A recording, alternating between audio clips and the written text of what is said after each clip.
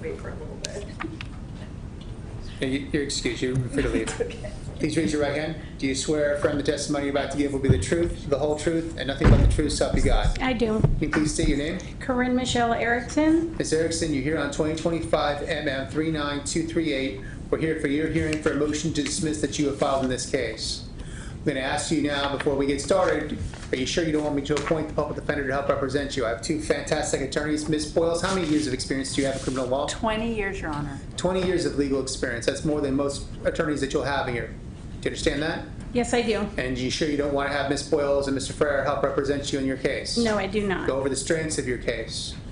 File any motions on your behalf with the proper legal dicta and legal case law to support that. No, sir. Okay.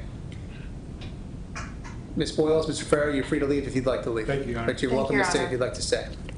So what we're going to do in here in about 2 minutes, they're going to clear out. I'm going to let you sit down at the podium or at the table, and we're going to go through your motions and we'll make argument, okay? Okay. So give it a few minutes, let them clear out, and we'll have you sit there. Your Honor, it's just the motion to dismiss, right? That is correct. That's what I'm showing. Okay. May I just have 1 minute with her, Your Honor? Do you want to have a minute to talk with Ms. 1 Boyles? minute. Just 1 minute. Sure. I'll give you 2 minutes or as long as you need to talk with Ms. Okay. Boyles. But she is a fantastic legal resource. Okay? Yes, sir.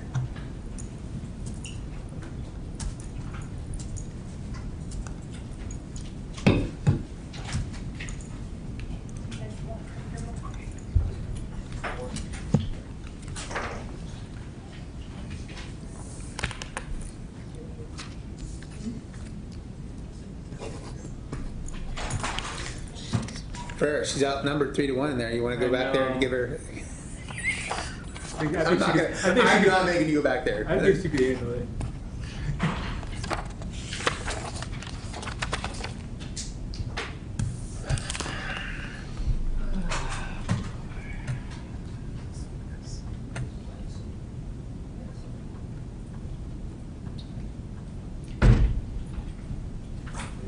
She did take my copy.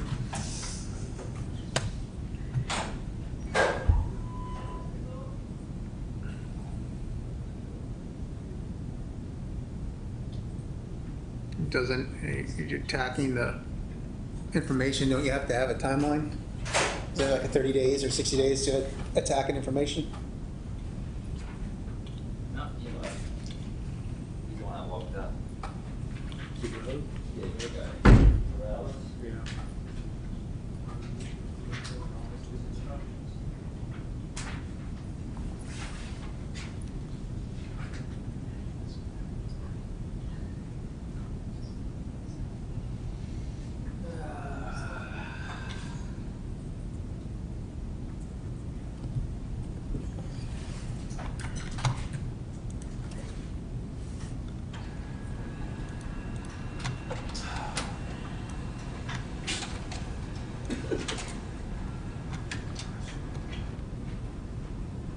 He called me earlier, and he said to me, "What are you, busy?"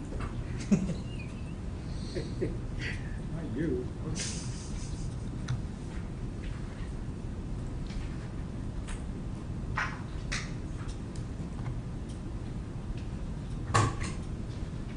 I got stuff like this. I got private. I got public.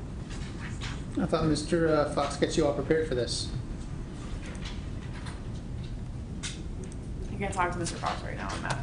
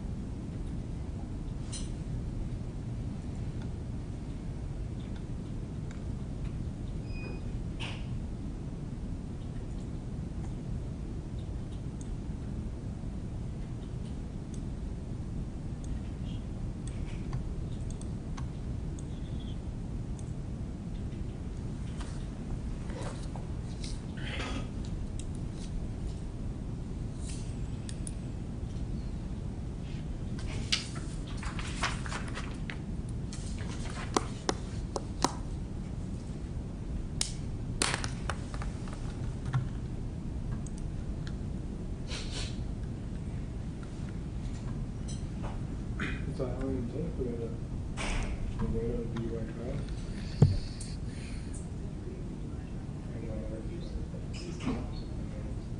It doesn't count. It has in the video. Rachel was like, this is a little work. Walk in the faculty, he asked me to do the, my next guy doing something like this. Just a mess. I feel like if you go to the bathroom on yourself, you shouldn't. Yeah. You shouldn't go to trial. Big work. I offered our services, they declined, it's fine. Tried. Maybe you Yeah. go. I did try.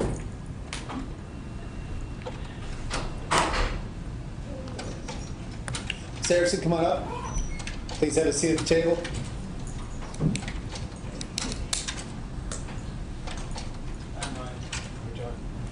Thank you, Judge.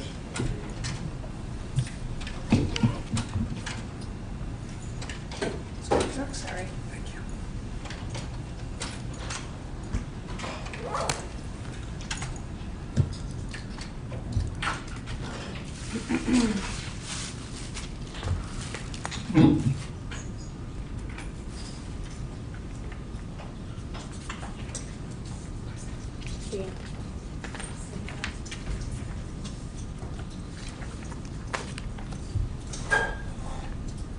All right, Ms. Erickson, are you ready to proceed?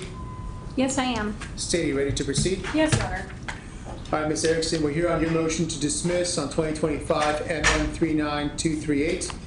You may call your first witness. Do you have any witnesses you intend to call? I do not have no All right. witnesses. Just argument? Yes. All right, State, do you have any witnesses you intend to call? No, Your Honor. All right. So as this argument based, I'm going to let, it's Ms. Erickson's motion, I'll allow her to argue, I'll allow the state to rebut, and then I'll have the defendant to have the last word. So Ms. Erickson, you may proceed with argument.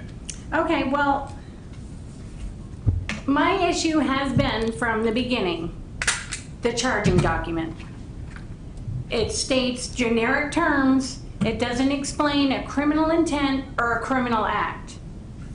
It just says my name, LaRosa's name, and then the statute, which is very vague because there's many meanings for resisting, obstructing, or opposing.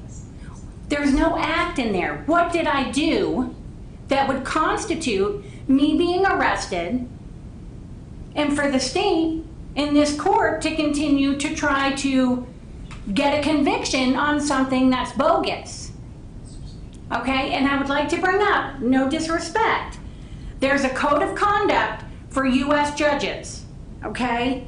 Canon 2, a judge should avoid impropriety and the appearance of impropriety in all activities, which means stay away from violation of law. That's what's going on here because I filed motions, I filed an affidavit, I've come before you, I've brought this to your attention, to the state's attention. Nobody is giving me answers.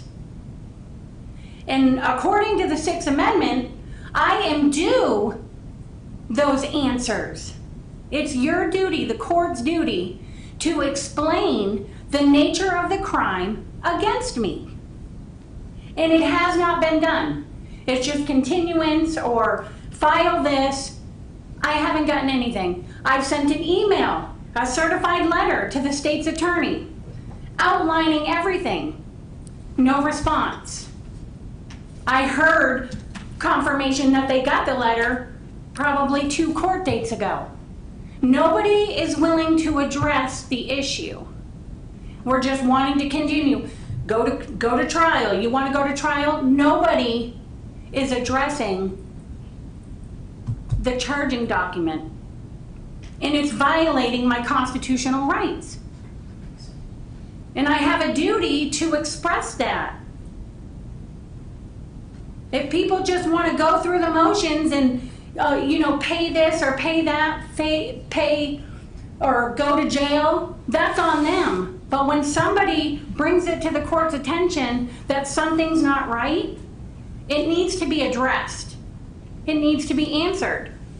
Nothing on that document is understandable. I'm supposed to know the nature of the charge brought against me. Again, criminal act, criminal intent. Both of them together equal the probable cause. Nothing in that document shows any of that. Anything further? No, that's it. State? Yes, Your response? Honor, I have, Hold on, let me ask. Ms. Erickson, do you have any case law to support your position? I do. It's all in the motion. Have you had a chance to look at the I had a motion? chance to review your motion. Okay, and it is backed up with Supreme Court cases. And I also have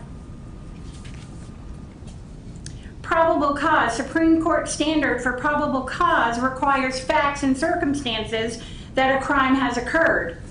Bringer versus U.S. 1949 and Beck versus Ohio 1964. Supreme Court defined probable cause as facts and circumstances sufficient for a reasonable person to believe a crime was committed. Okay. Thank you for your arguments, ma'am. State? yes, Your Honor, so I do have a case, and I also have a copy of the information and statute for Your Honor. Do you and I have a also- copy of those cases as well as information to Ms. Erickson as well? Yes, Your Honor, I Okay. did not print out the information, but I can print out another copy. Thank you. with that Yes, one. please provide another copy of the information and I'll read her the information. Okay. Thank you. Here's that, and then I will get your copy. I accidentally only printed one, so let me just get that.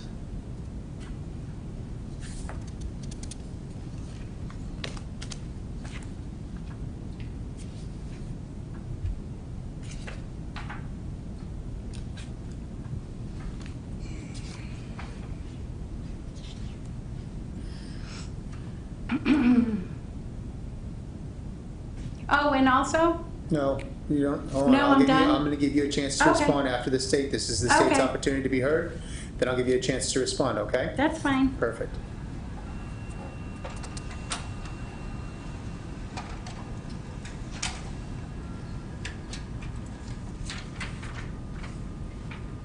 Here's a copy of the information. Thank you. Your Honor, the state's argument here is that the information is sufficient. So in State v. Lee, 651 Southern 2nd, 121, well, 1221, I'd like to direct the court's attention to page 1222, where the cross appeal was to deny the motion to dismiss counts 3 and 4. Here, the court outlined that an information is sufficient if it tracks the statute and the state not need present proof with which it intends to establish its case. Although it's not a model allegation, the state tracked the appropriate language when it alleged. So this was a first-degree murder, homicide. However, here we have an information that does track 843.02, which is cited in the information. The language in 843.02, resisting an officer without violence to his or her person, whoever shall resist, obstruct, or oppose any officer, defined, and then skip ahead to the relevant section, is or other person legally authorized to execute process and execution of a legal process or in the lawful execution of a legal duty without offering or doing violence to a person of the officer shall be guilty of the misdemeanor in the first degree. So here we have an information that tracks that language. So count 1, in the County of Brevard, State of Florida, on July 17th, 2025, Ms. Erickson did unlawfully resist, obstruct, or oppose Joseph LaRosa, an officer of West Melbourne Police Department, while such officer was in the execution of a legal process or in the lawful execution of a legal duty without offering or doing violence to the person of such officer contrary to section 843.02. So here, the information tracks the statute, which is fine due to the case law of State v. Lee. So with that, the state's position is that the state's information is adequate. It adequately defines what we're charging Ms. Erickson with. I understand that she would like more particulars. Her actions that would constitute that the state could show to a jury would be found in the 923 or in the agency report. What about a statement of particulars? I know that Ms. Erickson is kind of far afield, and she wouldn't even know how to move for a statement of particulars, but would the state be inclined to offer or provide a statement of particulars in this case? Yes, Your Honor, the state would be inclined to do so. I understand that as a pro se defendant, she should be filing the motions that need to be filed as a pro se defendant, or she would need help with that through a lawyer. At this time, she's denied a lawyer, but ultimately, if the court would like us to provide a statement of particulars, the state's inclined to do so. Okay. Anything further, state? No, Your Honor. All right, Ms. Erickson, you may respond. So doesn't Supreme Court cases trump, What Supreme Court case have you provided me or shown me? well, I just stated, the Brininger versus US, 1949, Beck versus Ohio, And those 1964. were defining probable cause, though, correct? Okay, and Morissette versus US, 1952. Constitution Amendment 5 and 14, due process clauses. Omission of a criminal intent from a statute should not be construed as eliminating that element. Where intent is an ingredient of the crime charge, its existence is a question of fact, which must be submitted to the jury. It is alike the general rule of law and the dictate of natural justice, that to constitute guilt, there must not only be a wrongful act, but a criminal intention also. Under our system, unless in exceptional cases, both must be found to the jury to justify a conviction for a crime. Again, there is no criminal act and there is no criminal intent anywhere in the information. It's just words. That's all it is. Words have Generic terms that could describe anything. So the information that I have in this case in 2025 MM 39238 indicate count 1 in the County of Brevard, State of Florida, on July 17, 2025, Corinne Michelle Erickson did unlawfully resist, obstruct, or oppose Joseph LaRosa, an officer of the West Melbourne Police Department, while such officer was in the execution of legal process or in the lawful execution of a legal duty without suffering or doing violence to person of such officer, contrary to section 843.02 Florida statutes. That's how the information alleges. Okay, Now, what did I do? hold on. I'm addressing your motion first. Do you have any other argument regarding the motion that you have? Another argument? Do you have any other arguments regarding the motion that you have No, before I I do make a not. ruling? Okay. So as for the ruling here, relying on State versus Lee, that the information does track the statutory language in 843.0 sub 2 in this case, and that it is not vague, and that this case is cases in which resisting officer without violence are readily available to her through the discovery and through the information as charged. So I'm denying your motion based on the case law provided That's fine. and the I knew information that's that, provided. Now, I do want to point out that it wasn't brought up by the state, but I would have granted a motion to dismiss this motion based on the fact that it wasn't timely. And that, I know, is based on your experience as an attorney, but you have to file any motions attacking an information at the time of arraignment, or before the time of arraignment. And because this was done significantly after the time of arraignment, it could have been stricken at that point. We proceeded without that. So I do want to point that out, that, and I'm not making any findings as to that, but I am relying upon the evidence provided and the arguments provided to me today. Now, you still have this ultimate question, though, as to what you're being charged with and how you're being charged and how you committed this crime, correct? correct. Are you seeking a statement of particulars from the state attorney's office to provide you with kind of some guidance as to how they are seeking that you broke the law? Yes. Okay.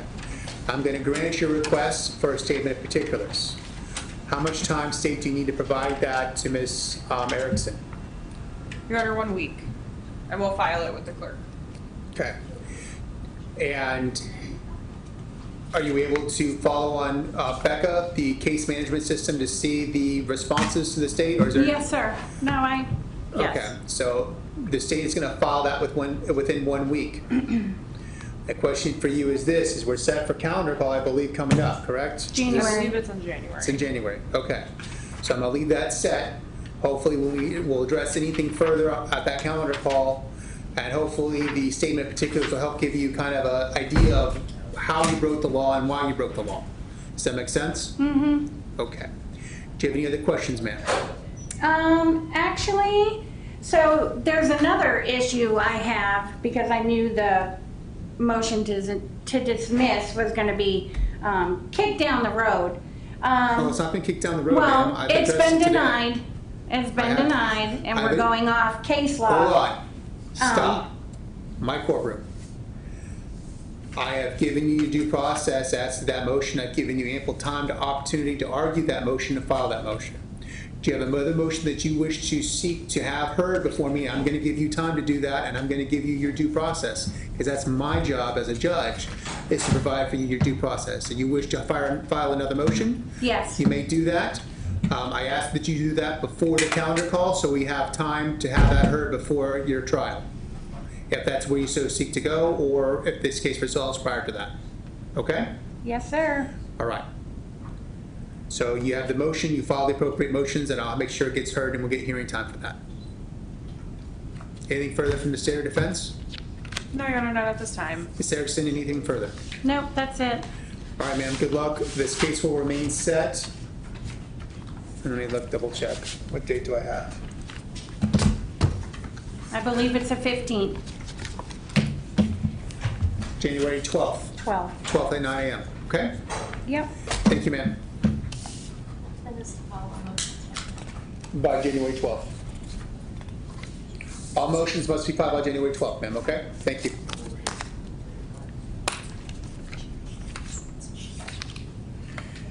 Ms. Erickson, would you like a copy of the statute and the information? Ms. Deputy, can you hand that to Ms. Erickson?